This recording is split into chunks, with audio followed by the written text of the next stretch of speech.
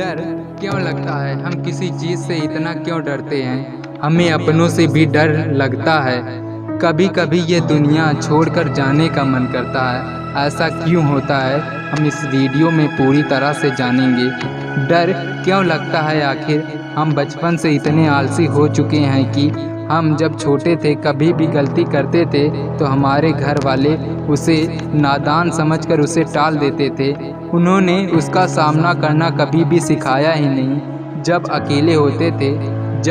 हम अकेले होते थे या रोते थे तब चुप कराने और अपना अपना हक जमाने वाले बहुत थे, लेकिन पूरी लाइफ तक वो भी तुम्हारा साथ नहीं दे पाएंगे, वो नहीं जानते थे।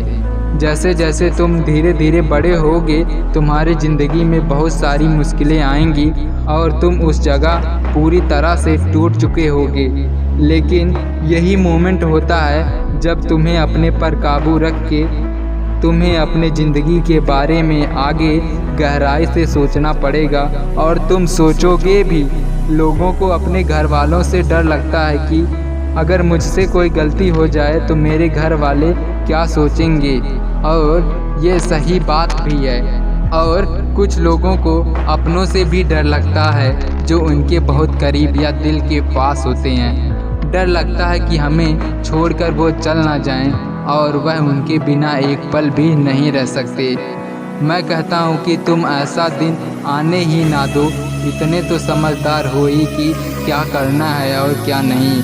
उनको पाने के लिए जो तुम्हें काम अच्छा लगे उस काम में तुम सफल ज़रूर होकर दिखाओ और उस काम को साबित करके ज़रूर दिखाओ। डर एक तरह से अच्छी बात है, क्योंकि हम कुछ डर के भी पा सकते हैं। हम डर के सक्सेस भी हो सकते हैं।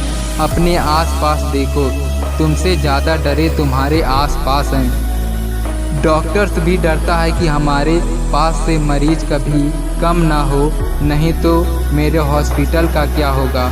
मरीज भी डरता है कि हम जल्दी से अपने घर जाएं ताकि हमारे घर वालों को कोई दिक्कत ना हो। एक सच्चा दोस्त भी डरता है कि उसकी वजह से उसकी दोस्ती में कोई परेशानी ना आए और कोई दिक्कत ना हो, और वो कोई गलती करना भी नहीं चाहता।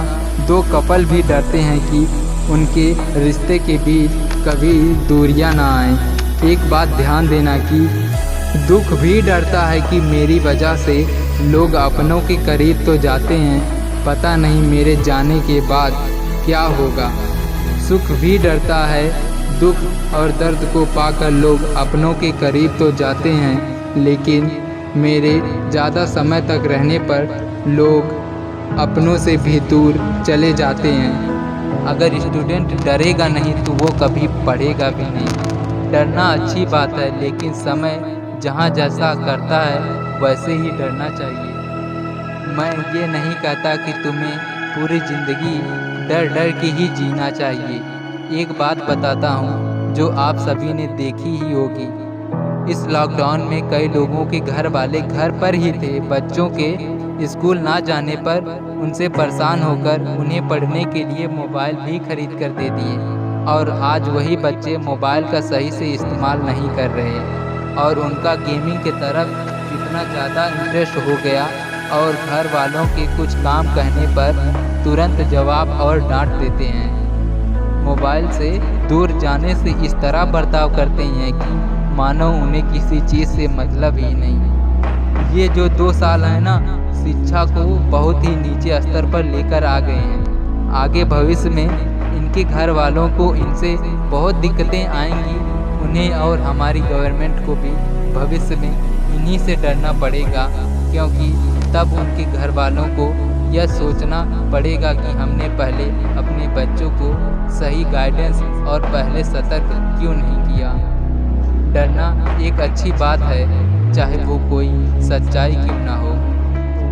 वीडियो अच्छी लगी तो प्लीज़ वीडियो को एक लाइक और कमेंट, और चैनल पर नए हैं तो प्लीज़ चैनल को सब्सक्राइब कर लीजिएगा। Be safe, be careful. जय हिंद।